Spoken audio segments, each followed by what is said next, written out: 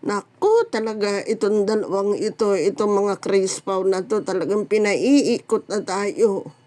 Talagang gusto yata talaga tayo saktan, ano? Saktan at pakiligin. Itong last post ni Baby Love sa kanyang blow up, kita mo ang title. Pakis nga ako, isa dyan. Talagang pinakikilig tayo. At ito mga comments, basahin natin. Ha ha ha, panay pahugot ng Crispaw. Ay nako, kumahal nyo. Para sa isa't isa, wag na kayo paapekto sa ibang tao. Tapos isa pa, ha ha ha, kinilig ako sa caption pero nakakapanghina pa rin. Hay, kung alam nyo lang sana. Oo nga, totoo.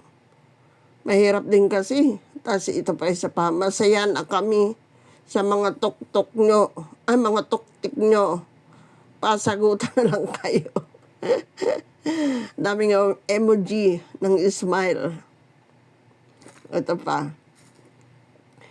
Ano ba yan? Sagutan ng tuktik. Gusto ko yung content ng sagutan ba? Para mahaliw tayo at makakatawa tayo sa mga jokes ni Chris na. Sabi niya pa, sabi ni Elizabeth, pakis daw, Sir Paul. Hii! Sabi naman nung isa sumagot, wag nyo na po ipilit si Chris na sa sir nyo. Kung ayaw sa kanya, makakahanap din siya ng mas better. Say what you are, Chris, na you are pretty inside and out. Enjoy mo muna buhay mo, bata ka pa. Naman, malayo pa mararating mo. Totoo naman. Pero magagawa natin kung nagmamahalan yung dalawa, di ba? Ito pa. Yan ang lagi niyang sinasabi kay Sir Paul na kiss muna. Oo nga, lagi ko napapanood dyan. Kiss muna. Ganun siya, si Bebe Loves. Eto pa, natutuwa ako para sila nagsasagutan sa tuktik. Okay lang yan, balang araw kung kayo talaga ang tinadhana. Tama. Kinikilig ako. Sana totoo. Na-miss mo na silang lang mo.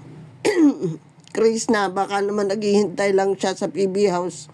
Okay na, sa mission silang lang. Siyempre, kailangan naman sunduin siya. Hindi mo pwedeng, sama naman tingnan nung kung pupunta na lang siya doon o wala namang paabiso or sunduin siya, di ba?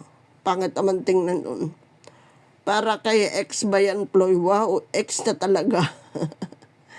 Magkakaayos pa yan next week. Kasi 2 weeks, sabi ni Sir Paul. Para naka 2 weeks na po, Ilang, para naka 2 weeks na sila Huwag pansinin mga buzzers. Inday Chris na. Mga buzzers talaga wala namang ginagawa. Ako dito tumingin ng mali. Maghintay ng mali. Counting silip. Normal ang buzzer sa SOCMED. Inggit lang yan. Wait lang. Inggit lang yan. Ito pa. Alam mo na po kung sino isa. Siyempre, sino pa ba? Siyempre si Sir Paul. Mata sa langit, paa sa lupa. Piliin maging mapagkumbaba. Palagi kasi alam ng Diyos kung anong nasa puso at isip natin. Huwag kalimutan ng taon tumulong. Tama. Ignore buzzer. Gusto lang nila piyesta. Na-miss ni Miss Chris na tuwing umalis siya minsan, punta simbahan. Sabi niya kay Sir, pakis nga. Oo nga, lagi ko naririnig yun kay kay Bebe Loves. Di ba ganun ka, Chris? Love mo talaga, Sir. Sana ipaglaban ka niya. Bilang siya lalaki, hindi naman talaga perfect ang relasyon. Sana magbalik na kayo. Relax lang, Chris na. Kaya mo yan. Chris, huwag pansinin ang paligid mo. Kung ano sa puso mo, sundin mo. Tingin kayo sa tuktik ni Sir Paul. Picture ni Chris na piniplex niya. Dumanak sa tapos yung t-shirt niya, di ba? Parang iwig-iwig na gaywa niya yung color violet, yung puso niya. Ay, paldo na naman si Sir.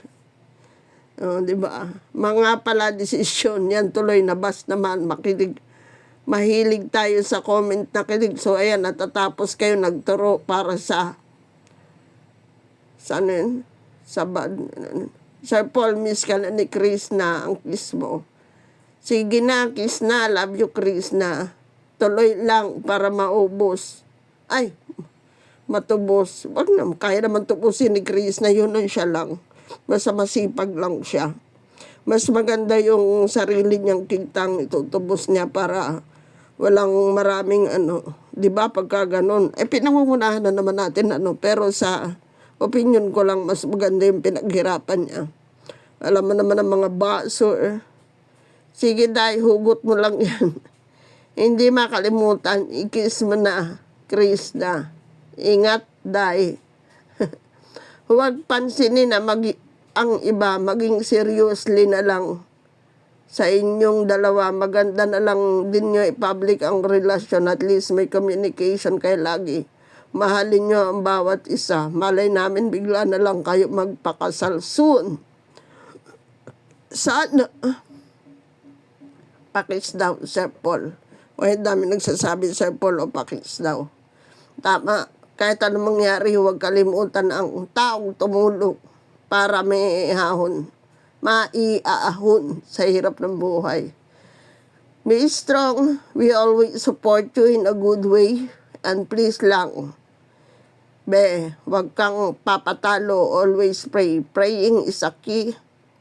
All the struggle. Malalampasan mo yan. Ang hiling lang talaga, wag mapunta sa maling landas kasi sayang ang aming pinaghirapan. Ay, sayang ang pinaghirapan mo. We love you, beautiful Chris na. Wow, miss na niya, lang niya.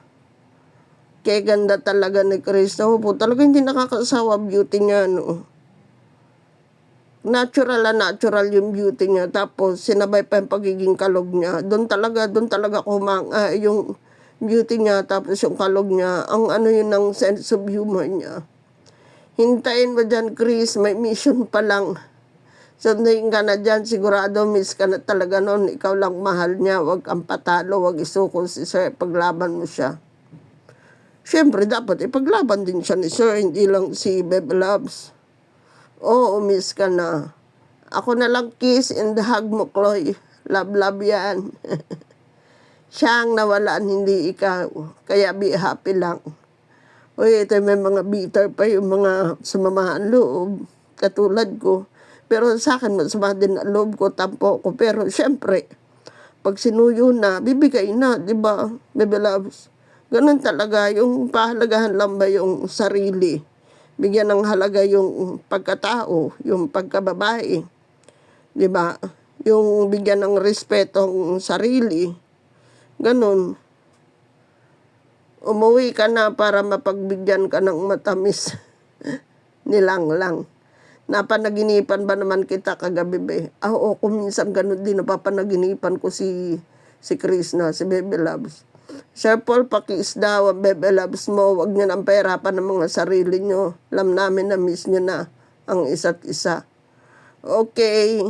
Pero sila private na lang. Mas maganda yon kasi kapag lagi nakikita, lagi sa social media, issue lagi. Ang nag-i-issue naman po yung mga baso Pero tayo mga humahanga, kinikilig at tuwan-tuwa. Yung mga buzzer lang talaga, may makita silang kaunting ay grabe, talagang buzz agad. Ay nako, wait lang dahil may inaasikaso pa yan, sweetie. Magugulat na lang tayo isang araw, nandun na yun sa PB House. Good luck sa atin lahat. Mahal nating silang lahat, kaya hintay lang tayo at mag-relax. Sana nga. Bakit naman nasali si NCAR dito na sa ibang planeta yun? Sino ba yung NCAR na yun? Lagi ko na mabasa yung NCAR. Yun daw yung nagsasabi ng Daddy Paul. Nakikita ko yung picture dito yung NCAR Pero, ewan ko. Siyempre maganda si Bebe Loves. Parang si Chris na di nakikinig sa mga advice sa kanya. Minsan sana may isip niya na di habang buhay sikat. Sana maisip niya pa ulit-ulit na sinasabi mag-aaral sana siya. May point naman po kayo. Siguro naman po nakikinig yun. Basta i-guide lang ng ayos. Yan nga, kawawa si Chris na dapat may everyday upload siya. Kung sinama nila sa mission, sila nung araw-araw may upload din. Sending lots of love. Ano to? Tingbo na lang ng kiss mo, Chris. Inigbalik ni mo isa. To apa, Sir Paul. Hindi ko maintindihan. Nandun pa daw si Sir Paul kay Ninita. Privado na nga yan. Ang kulit nyo. Ayan yung lumabas. Di ba? Dami pa talaga mamasa na Chris Powell. Hintayin natin. Abang-abang na lang tayo. Malay nyo. Love is lovelier the second time around.